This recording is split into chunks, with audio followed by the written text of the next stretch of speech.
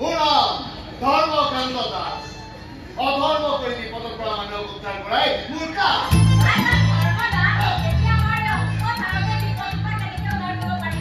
উপায় আছে আছে আছে খুব নিশ্চয় বলে কৰি নাই মই নিজে